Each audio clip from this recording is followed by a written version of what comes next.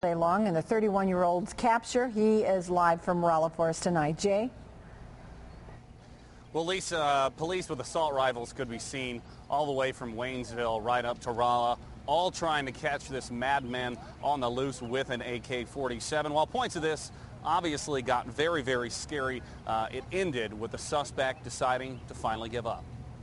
We do have Mr. Wilcoxon in custody. A long and scary day for Missouri law enforcement. I actually have him in my sights as he's going by looking at me, but it's a public school, the kids and cars, so I couldn't take a shot. 31-year-old Cody Wilcoxon, the cause of all the chaos. He actually gave an ID. They kept the ID. He sped through the gate after that. It started at Fort Leonard Wood, when Wilcoxon engaged in a firefight with military police. He drove down it and was just indiscriminately shooting with an assault rifle out the vehicle back. He then took off towards Rolla, exited off Highway 44, and began firing at authorities. He was reaching out the window and shooting back at us. Wilcoxon crashed his stolen car near Missouri University of Science and Technology and entered McNutt Hall. Did recover a weapon, and it was an AK-47. He dropped his weapon and continued to flee. He was on foot. He exited on foot, and that's when he went and apparently stole another vehicle. In his second stolen vehicle, he headed south on Highway 63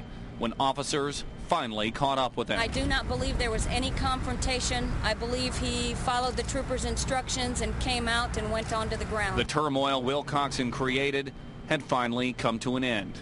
Now his fate awaits. There will be multiple charges coming from probably Fort Leonard Wood, Pulaski County, St. Robert, and then, of course, our agencies all involved here. Wilcoxon also under a $1 million bond for the damage that he did today. The big question, of course, on everyone's mind is why this entire incident started. Unfortunately, police still do not know that answer, but hopefully in the coming days they can have some insight as to what started this whole mess.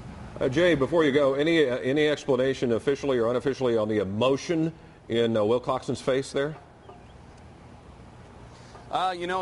They wouldn't really speculate anything, and they wouldn't say a whole lot. Apparently, he was pretty tight-lipped after the entire arrest, not really saying a whole lot, not giving many clues as to what may have set him off, why he decided to do what he did.